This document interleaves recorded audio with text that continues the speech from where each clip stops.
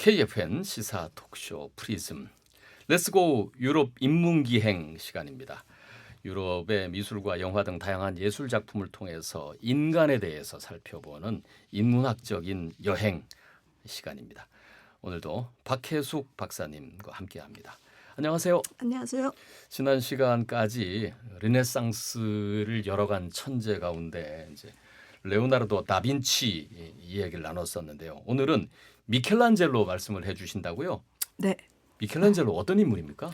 미켈란젤로, 레오나르도 다빈치, 라파엘로 세 명 다 동시대 사람이었어요. 네. 네, 아주 동시대에 인기 있는 그런 이제 공방을 다 가지고 있던 사람이고요. 레오나르도 다빈치보다 한 20년 아래 후배가 미켈란젤로고, 네. 미켈란젤로보다 한 10년 아래인 게 제일 젊은 사람이 라파엘로였고요.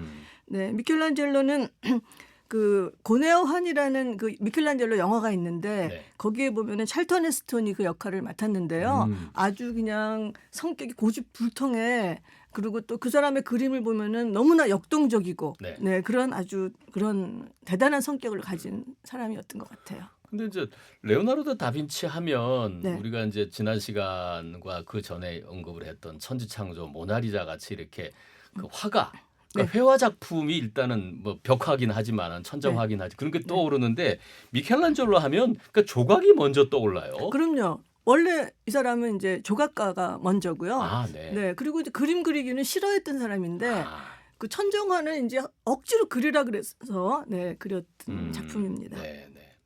천재 조각가, 천재 예술가, 뭐 르네상스를 연 이제 3대 천재로 꼽히는 미켈란젤로. 근데 어린 시절에는 아버지가 그거 이런 활동, 조각 이런 예술 활동을 하는 거를 탐탁지 않게 생각을 하셨다면서요? 네, 그런데 이제 워낙에 천재적인 그런 예술가였기 때문에 피렌체의 메디치 가문에서 네. 어릴 때 10대 때부터 데려다가 거의 뭐 양아들처럼 키우면서 네. 네, 모든 후원을 했던 것 같아요. 그래서 그때부터 이제 조각을 시작하면서 네, 야, 많은 작품을 남겼죠. 메디치가의 그 후원을 받았다고 하면 이미 어릴 때부터 네, 그 될성 부른 떡잎이라고 인정을 받았던 모양이죠. 그렇죠. 아, 네. 그러면 이제 메디치가의 후원을 통해서 조각가의 길을 걷게 되는데 그 시기에 그렇게 해서 이제 이루어진 작품들이 그러면 어떤 것들이 있습니까? 대표적으로.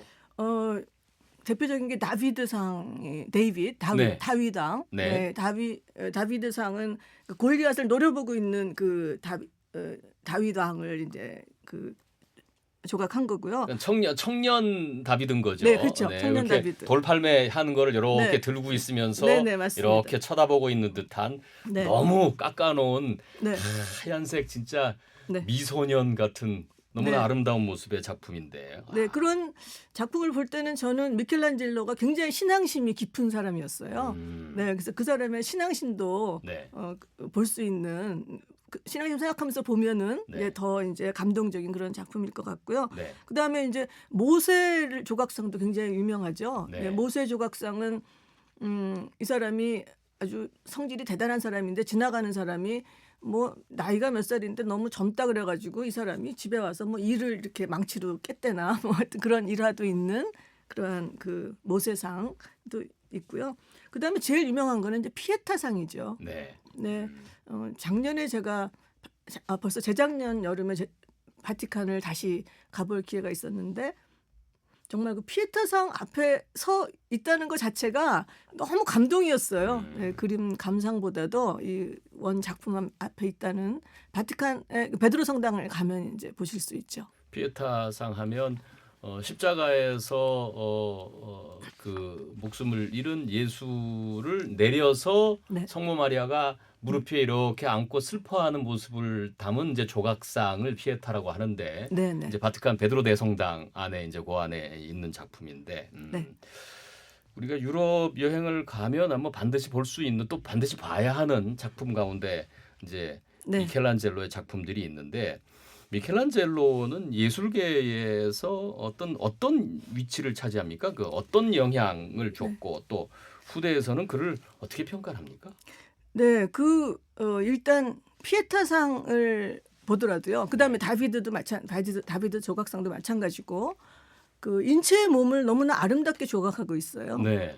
이 사람은 그 영화에서도 보면은 사람들이 "너 왜 이렇게 누들 좋아하냐?" 막 그러면은 인간의 몸은 하나님의 형상인데 이 하나님의 형상이다. 그래서 자기는 이 아름다운 몸을 조각하고 싶다. 음. 그래서 다비드나 그런 조각상을 보면 그전의 조각상보다는 굉장히 아름답게 그리스 네. 조각처럼 아름답게 되어 있고요. 그다음에 피에타상 같은 경우를 보면은 지난번에도 말씀드렸지만 그 성모 마리아가 너무나 그리스 여신처럼 아름다운 모습 을 보여주고 있고요. 그다음에 이제 그 시스틴 성당의 천정화를 보게 되면은 거기에 그 인간의 누드를 그냥 잔뜩 채워 놓고요. 네. 그다음에 거기에서도 보면은 그 인간의 몸을 아름답게 그렸다는 점, 이런 점에서 이 사람은 아주 대단히 이제 르네상스적인 인물이라고 할 수가 있고요. 인본주의적인 인물이라고 할 수가 있고, 그다음에 아담의 창조 부분에서는 정말 그 르네상스 정신을 우리가 아주 확실히 느낄 수가 있는 그런 그림이죠. 피에타 한번 살펴보죠. 피에타는 그런 것을 피에타를 그린 회화 작품도 많고 네. 일단 다양한 그 피에타 모습들이 이제 성모 마리아와 예수의 어떤 그 관계 속에서 표현이 되고 있는데 네. 미켈란젤로의 피에타가 특별한 이유는 뭡니까? 네. 일단 미켈란젤로는 아무리 아주 그 움직임이 대단하고 그런 작품이라도 너무너무 안정감이 있다 그래요.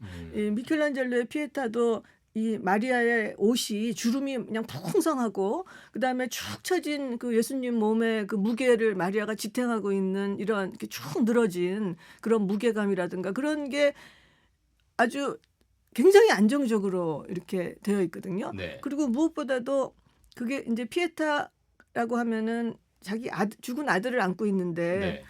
엄마가 막 아들을 얼굴을 부여잡고 울 수도 있고, 우리가 많은 걸 상상할 수 있잖아요. 네. 일반적으로는 거의 절규하는 그쵸. 막 그냥 하늘이 무너지는 것 그렇죠. 같은 그런 슬픈 표정이어야 되는데 통곡하는 그런 게 아니라 마리아는 예수를 안고 있으면서 아래를 이렇게 너무나 아름다웠고 평온한 얼굴로 네. 아래를 이렇게 내려다보면서, 또 하나는 왼쪽 팔을 이제 주시해서 보셔야 돼요. 왼쪽 팔을 이렇게 마치 그 불상처럼 이렇게 네. 쭉 팔을 펼치고 이렇게 하고 있거든요. 그거는 이제 모든 걸 다 비웠다는, 네. 모든 걸 비웠다는 그런 거를 보여주고, 그 어떤 평온, 고통 뒤의 평온. 왜냐하면 다시 또 부활할 것이기 때문에, 네, 그런 점에서 네, 이 작품이 그 특히 마리아의 표정과 그다음에 안정감, 네, 그런 것이 작품을 아주 창조적인 작품으로 만드는 것 같습니다. 근데 우리가 굉장히 슬픈 모습으로 표현이 됐어야 되는데 어찌 네. 보면 지금 박사님 말씀하신 것처럼 담담한 느낌으로 표현이 되니까 네. 오히려 네. 절제된 슬픔이라고 그럴까? 그러면서 그게 슬픔 너머의 어떤 모습을 표현하는 것 같은 네. 그런 이게 그래서 천재라고 하나요? 그렇죠. 그러니까 하여튼 피에타를 보러 가실 때는 꼭 그 표정을, 네. 마리아의 표정을 오래 감상하시면 참 좋을 것 같아요.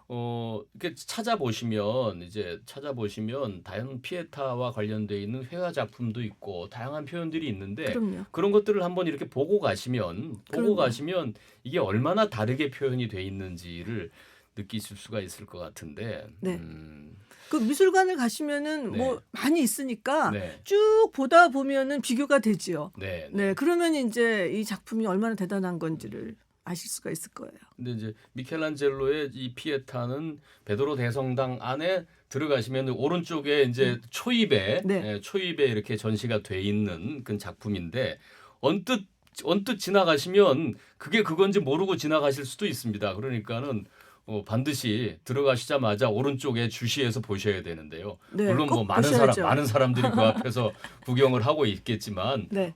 그냥 성당에 늘 있는 그런 상인가 보다 하고 이렇게 쓱 지나가시면 안 됩니다. 네, 바티칸을 가시면 베드로 성당에 가서 네. 이 피에타상을 보셔야 되고, 네. 그다음에 그 시스틴 채플의 천정화, 이거 두 개는 정말 꼭 보고 오셔야 되죠. 네.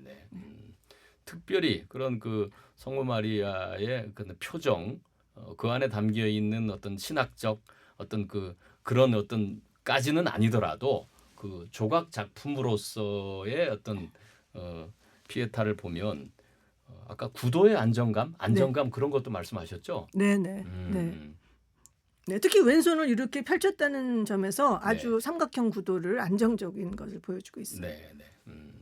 미켈란젤로 지금 말씀하신 이제 피에타뿐만이 아니고 다비드상도 말씀을 하셨는데 미켈란젤로 조각의 특징이라고 하면 어떤 거를 꼽을 수 있을까요? 네, 그러니까 인체의 몸을 정말 지난번에 다빈치가 모나리자를 정말 살아있는 사람처럼 했듯이 미켈란젤로도 바로 인간의 몸을 아름답게 이 조각하는 게 바로 헬레니즘이거든요. 네. 그리스 조각을 그리스 보면 조각상. 그리스 조각을 네. 보면은 인간의 몸도 신의 몸만큼 아름답게 조각돼 완벽하게 있잖아요. 아름답게 네. 사실적으로. 네네. 예. 그거를 이제 미켈란젤로가 그런 거를 많이 발굴했다 그래요. 네, 네. 그래서 그거를 거기서 배운 것인지 그런 헬레니즘적인 것을 나타내면서 그런 사실적인 인간의 몸, 네, 그런 걸 표현했다는 점에서 굉장히 이 사람도 이제 인본주의적인 그런 정신을 보여주고 있다고 할 수가 있죠. 그동안 이제 종교적인 관념 속에서 많이 억눌려 있던 저희가 르네상스 첫 시간에 네, 다시 태어났다. 네, 르네상스가 다시 태어났다. 리본이라는 의미라고 말씀을 해주셨는데 네, 그런 의미에서 인간에 대한 새로운 이해, 새로운 발견 네, 이러면서 조각상도 너무너무나 아름다운 사실적인 이제 그런 조각 작품들을 남겼는데 그 하얀색 대리석이라는 게 네. 더더욱 그 눈에 띄는 것 같아요. 네, 이태리에 특별히 그런 하얀 대리석이 나오는 제가 네. 지금 지명은 네. 카라란가 하여튼 그런 곳이 있다고 하는데요. 거기에서 이제 항상 대리석을 갖고 와서 조각을 했다고 해요. 네, 그래서 특별히 또 이태리 대리석이 유명한 게 그런 대리석이 나는 지역이 또 유명한 데가 있는 것 같습니다.